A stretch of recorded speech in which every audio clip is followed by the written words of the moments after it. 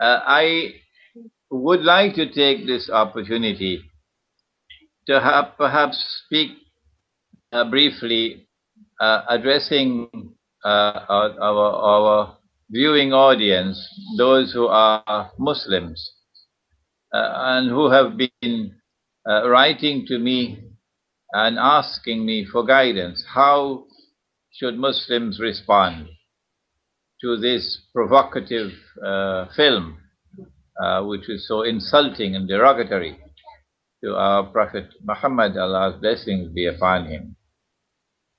And my response is that a Muslim never acts in a haphazard, in a wild manner, simply bursting out and acting violently in a manner which looks like dancing to Dajjal's tunes.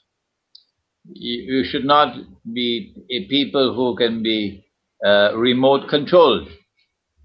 When they want you to come out on the streets, they do something like this.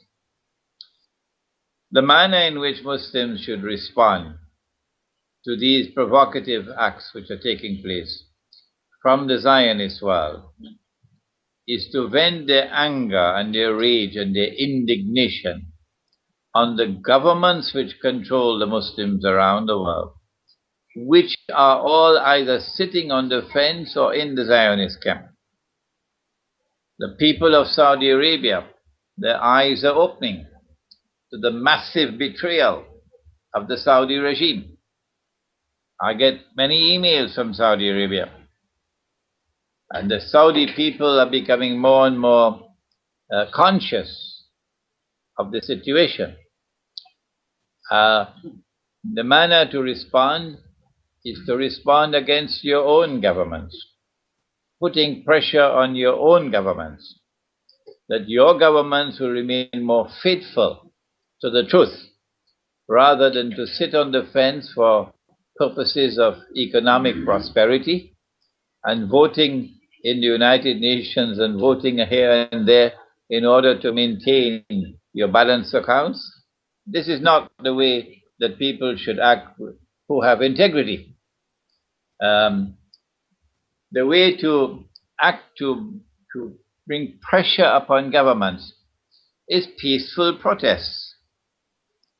The peaceful protests brought down Hosni Mubarak. There may have been Zionist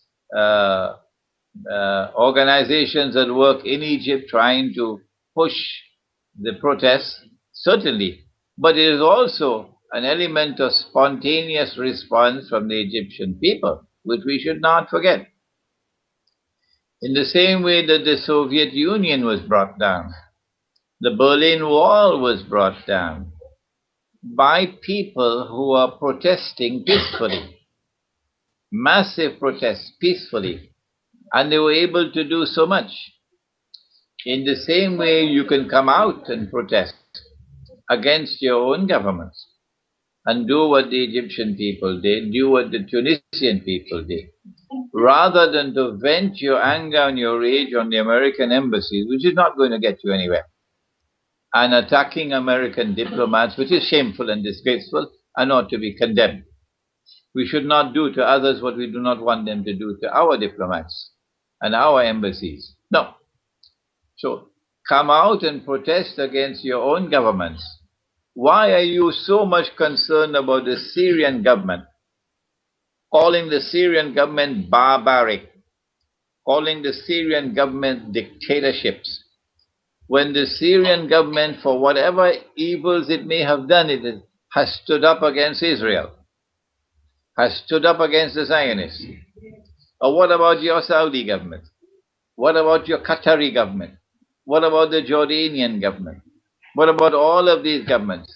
What about the Pakistani government, which for 10 years has opened Pakistan's territory for NATO transshipment of supplies and ammunition to kill innocent Afghan people? Is this not shameful conduct on the part of the Pakistan government? Should those Pakistani people who permitted this, government officials who permitted this, Should they not be held to account? So come out on the streets and demonstrate peacefully to show your anger and your rage against your own governments, rather than respond to the film by attacking American institutions. No. You are gifted with insight and guidance. I don't know what to go from here. I thank you. It is overwhelming. Well, I hope and pray that my assessment is correct, Maurice, that we will not have any wars for the next 2-3 months. I hope and I pray. But we must prepare ourselves either in December or in the early months of next year. That if Romney becomes the president, the American people must know in advance. I hope they listen to me. Romney is going to do what the Zionists want him to do, and what Barack Obama has not been prepared to do so far. Romney will lead the charge against Iran, against Pakistan, against Syria, and in so doing, he's going to make the distinct possibility of nuclear war become an actuality.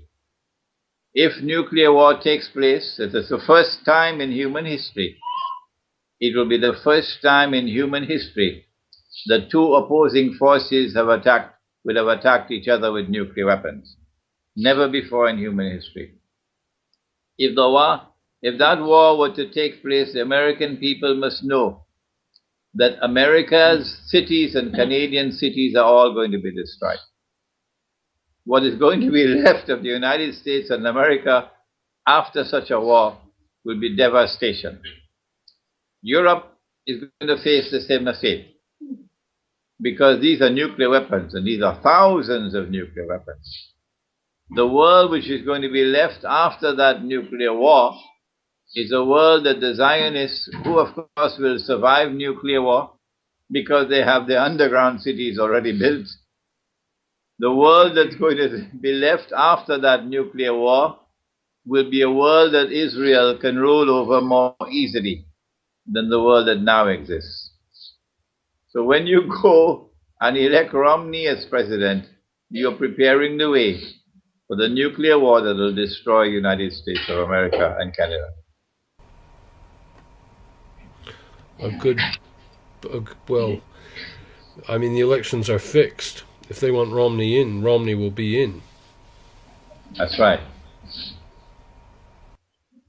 And one final comment, if I may, and that is that this is Islamic scholarship offering this kind of analysis.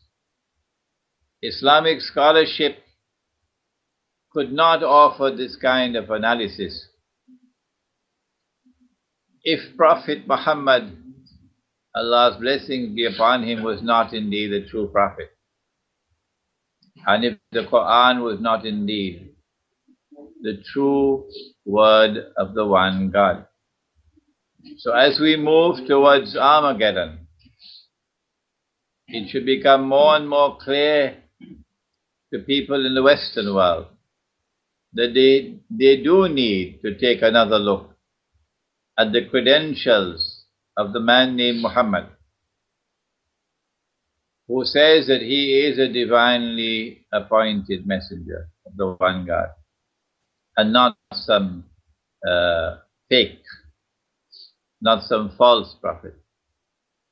Take a look once again at the Quran, from which has emerged Islamic eschatology. Who am I to be saying that Israel wants to rule the world?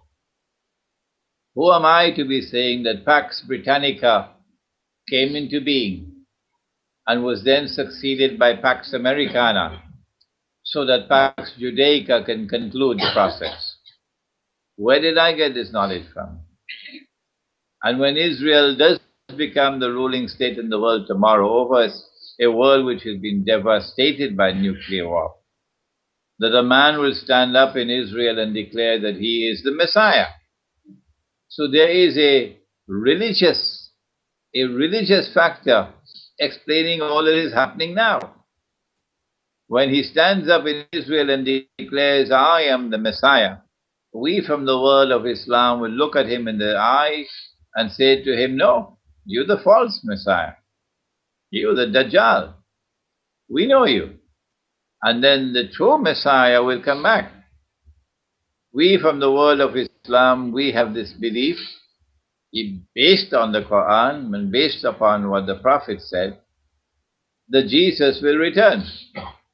And when he returns, he's going to put an end to this false Messiah, and he's going to rule the world. This is Islamic eschatology. Truth will now triumph over falsehood and over all rivals, and justice will triumph over all oppression. This is Islamic eschatology, and we would like to commend to our viewing audience that they take a look at the credentials of the Quran and the credentials of the man named Muhammad, Allah's blessings be upon him. My book entitled Jerusalem in the Quran, can someone hand me a copy, please?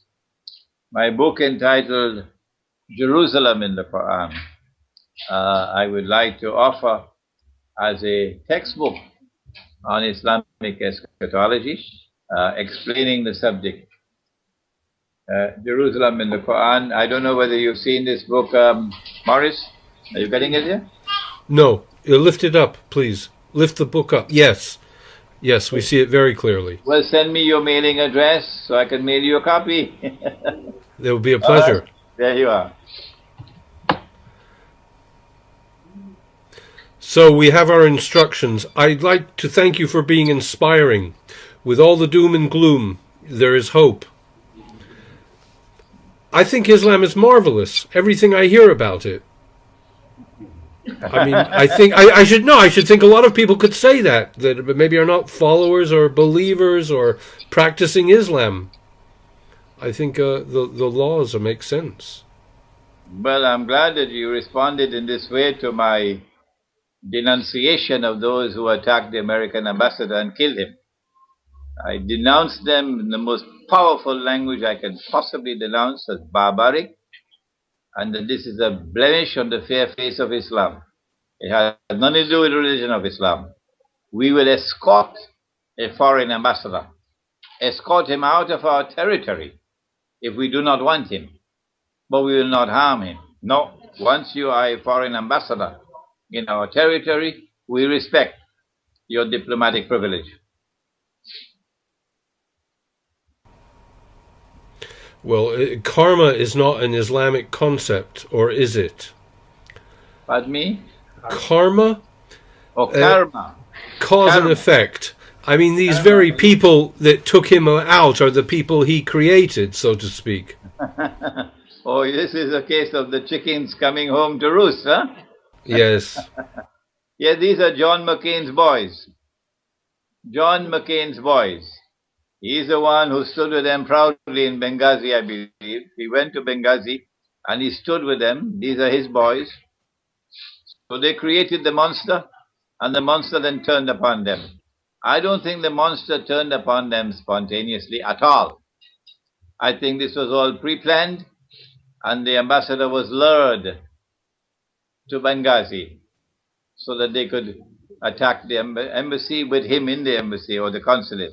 It was all pre-planned so that they could use this to inflame public opinion in the United States and impact upon the presidential elections. Pretty clever people for calculating. Manipulating us all into war after war. Just pulling the strings and owning the media. That's right.